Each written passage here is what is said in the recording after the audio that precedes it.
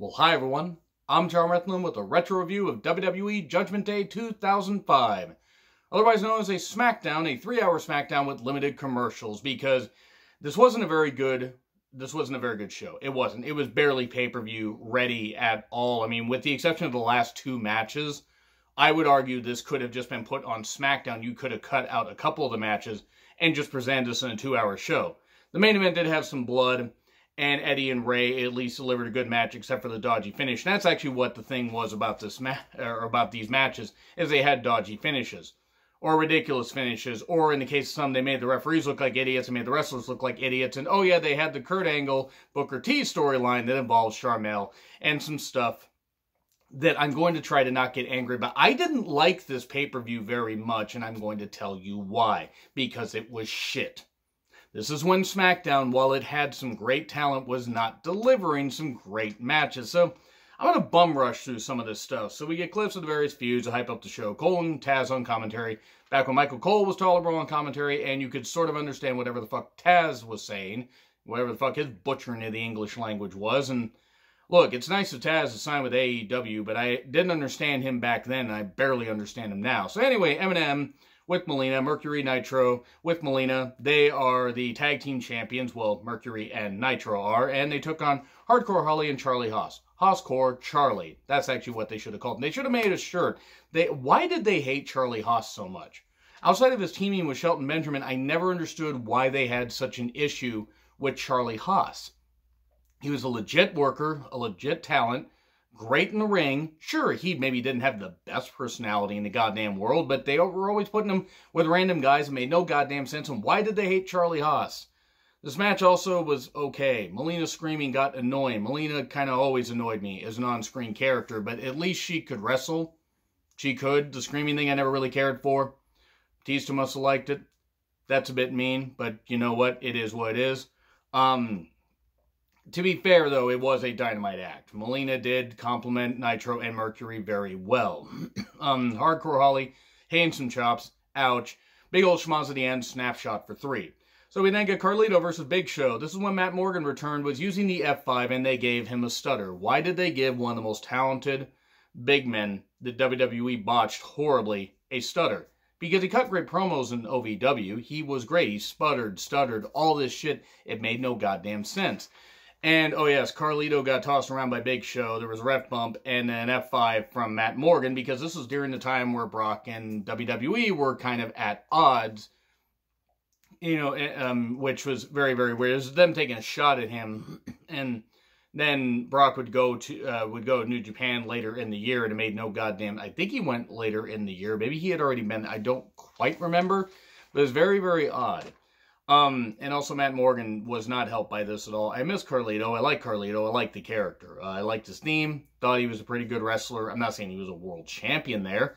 He was certainly better than his dad, the, you know, co-conspirator to the murder of Bruiser Brody. I hope Carlos Colon and Jose Gonzalez burn in hell. Suffer horribly before they go there, and then rot in hell. It's what they deserve. Fuck Carlos Colon. Fuck Jose Gonzalez. I'm sorry that they were ever born. Though, to be fair, that would have actually taken Carlito out, so maybe at least Carlito was the one good that came out of that. I think he has other kids also. This is getting dark. I'm going to move on. Carlito was a good character. Carlito won also after the ref came to after that F5.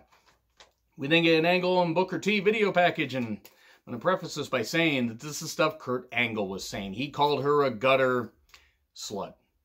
Called her a gutter slut. He said that he wanted to have perverted sex, bestiality sex with Sharmell. Sharmell, who's black, by the way, in case of those you don't know, Booker T's wife.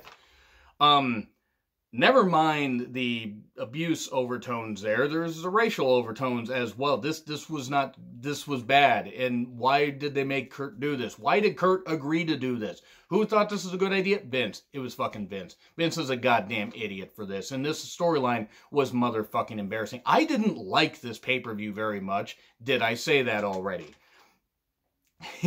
They're talking about all this stuff where it's like at one point Booker and Angle were having a match, because this all was centered around the fact that they took each other out of this like tournament, I believe, when, you know, it was a competition to see who would win and take on the WWE champion John Cena. So they took each other out in their respective matches, and if they had just had Angle accidentally, you know, he could have said it was on purpose, but have Sharmell take a bump. I'm not advocating men-on-woman violence, but have it be accidental, and then Angle played up where he didn't mean to, and then he finally reveals that, yeah, he did, and he would do it again, and he would continue to do this because he liked angering Booker. Sure, okay, maybe that isn't any better, but wait, yeah, it is, because you have an accidental thing, and you have something where you could get a valet involved instead of, oh yeah, bestiality sex. What the fuck was this? This was bad. At one point, after all that video stuff plays, very uncomfortable. Angle at one point chasing, running to the back after attacking Booker T in a match, running back after laying him out with an Angle slam, and then targets Sharmell, and then beats down Booker when he tries to get in there and beats him down, and Sharmell's screaming. And he issues an apology saying, you know, an apology video saying, well, Sharmell was screaming because she wanted more. Why did they make Kurt such a freaking pervert here? A perv Kurt, if you will. They then go to live. It's backstage. It's Booker and Sharmell gets a package. She gets some lingerie from somebody. She's like, oh, Booker, you didn't have to do this for me. And there were some handcuffs in there. And it turned out it was from Kurt, and Booker went looking for Kurt. This is going to factor in a little bit later. Paul London, that is, versus Chavo Guerrero, Cruiserweight Championship. The match was fine at times. There were a few too many rest holds. This is when the Cruiserweights are being grounded because Bruce Pritchard's a goddamn idiot. Fuck Bruce Pritchard. I'm sorry he was ever born. And London wins after a 450 splash. The match was decent for what it was. I thought Paul London was underappreciated. Same with Chavo Guerrero, but was what it was. So Booker's looking for Kurt. And then Kurt manages to sneak into the locker room where Sharmell is, pins her down on the couch, holds his hand over her mouth. Because the implications of that aren't like, it wasn't subtle enough. It wasn't beating you over the head. It wasn't taking this and doing that enough. No. They had to do this. This was uncomfortable. This right here, they should have pulled the plug on the pay-per-view right there. The pay-per-view should have said, no, you know what? Fuck it. No, you're not even getting your money back either. I mean, yeah, they obviously would have gotten sued out of existence for that, but it's just, some cable company should have dropped them after that. I mean, I'm all for wrestling having some raunchy stuff and stuff like that, and that's been going, not this kind of stuff, but, raunchy stuff and uncomfortable stuff has happened in wrestling for decades. This didn't help anything. Because then you have Booker and Angle in a match where, yes, there was some intensity to it, some integrity, not some intelligence. And I got a question in this. All this stuff where Booker's chopping, Angle, and Angle's taking the bumps and stuff like that. Angle's coming back with some good wear-down moves. Why did Booker, in this blood feud where this man had assaulted his wife, do the spin-a-rooney? I know that Booker, it just gets caught up in the moment and stuff like that, but it's a blood feud, and he still does the spin-a-rooney, and just for some reason that bothered me. So then he gets an inside cradle somewhat out of the ankle slam and gets a sloppy 3 count, and then Sharmell comes down. Then Kurt lays out Booker, gets the handcuffs because the handcuffs were there, because Booker had brought them with him earlier in his intro, or during his entrance. Booker is out. Angle looks to handcuff Sharmell. Then Angle gets handcuffed and gets slapped around. And after he had pinned he scared Sharmell and stuff like that. And then Angle got handcuffed and slapped around and kicked in the groin. And pretty legit, too. I don't know if Sharmell was maybe taking it out on Kurt because she couldn't take it out on Vince. She should have taken it out on Vince, for God's sakes. But this storyline was incredibly uncomfortable. And I mean, if this didn't sour you on the pay-per-view, well, Orlando Jordan versus Heidenreich for the U.S. Championship will. Because why did they think Heidenreich was a good idea as a singles, as a wrestler in general? I'm sure he's a nice guy, but he was one of the most, he made Dan Spivey look like a world beater. I mean, he could cut better promos than Dan Spivey, but then again, I could get a dead alligator to cut better promos than Dan Spivey, but that means I don't know what Dan Spivey did to me besides be the worst of the skyscrapers and the worst of about any team he was ever part of. But anyway, Heidenreich looks for a friend and finds this girl, I think her name was Alex, and they were in Minneapolis, and the girl looked happy to be there. She was like a young Amanda Bynes before Amanda Bynes went completely off the motherfucking deep end. She wasn't a young Amanda Bynes, by the way. I don't think. No, she wasn't. But he finds a friend, reads one of his disaster pieces, the name of this pay-per-view, and, does the whole Heidenreich March thing where he does the arm thing and His arm is like so goddamn stiff. He reads one of the poems. It's cool they involved the kid, but and this match was fucking terrible. He then calls Orlando Jordan, I like to call him whole wheat. You know, remember what I said about racial overtones earlier? Buckwheat. If you know anything about that, go back and look. That's basically what it, yeah, that's good stuff. I'm not the biggest Orlando Jordan fan. In fact, I thought he was pretty rotten in the ring. I mean, he had the charisma of, well, a wet sandwich, but he also has the distinction of having Ultimate Warrior's last wrestling match. Ultimate Warrior wrestling in, was it Italy or Spain? I forget what, but it was raw. Have you ever seen that match? I'm sorry if you have. And fuck Ultimate Warrior, I'm glad he's dead. So, this was bad. A DDT for 3. Heidenreich was very awkward. He celebrates with the kid afterwards. Well, the kid helps get him back up. He does a Heidenreich March thing. And we then get Matthews and JBL. Josh Matthews and JBL, the douches of York. So, Eddie versus Ray. Why Eddie? Why? Because Eddie had finally turned on Ray after they had lost the Tag Team Championships. And this had all been brewing since Mania 21, when they were Tag Team Champions and they faced off and Ray beat Eddie.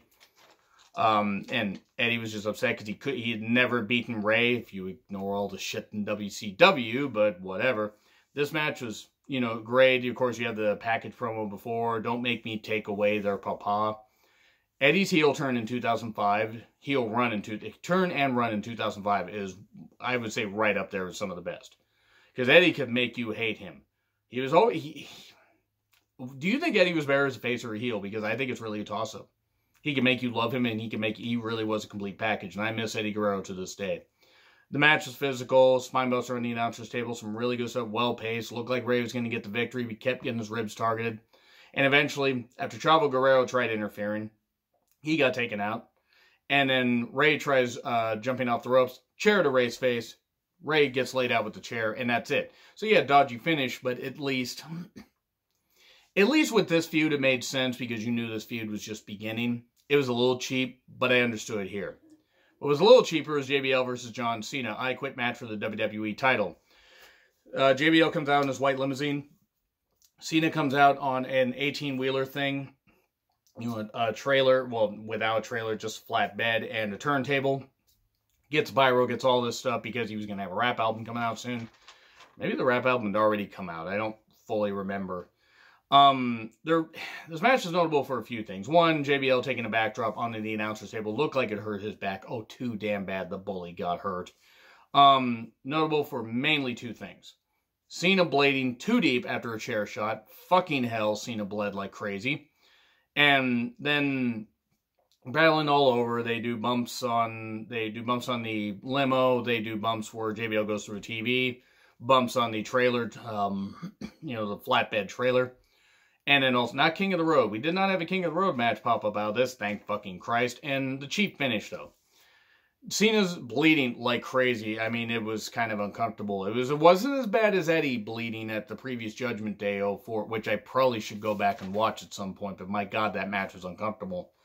Eddie bladed way too deep there, if you remember what I'm talking about. But Cena's got one of the smokestacks, you know, one of those big smokestacks off the semi. And he's going to pick it up, and he's going to slam it at JBL, and JBL quits. Now, JBL had been busted open also. Cheap finish. And JBL's like, aha, I see, I avoided getting, I lost the title, I lost a chance at the championship, but I avoided getting hit, and then I got knocked through the window, and then that's it. This pay-per-view was bad.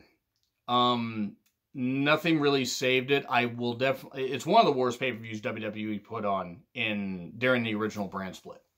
Bar none. One of the laziest pay-per-views. I won't say that some people didn't try. Ray Eddie actually probably saved it. And Cena JBL had some moments, but I would argue that their 2008 feud was a little bit better than this, which is saying something, because JBL was, you know, really, really beat up by that point. People were sick of Cena, but yeah, this pay-per-view was not...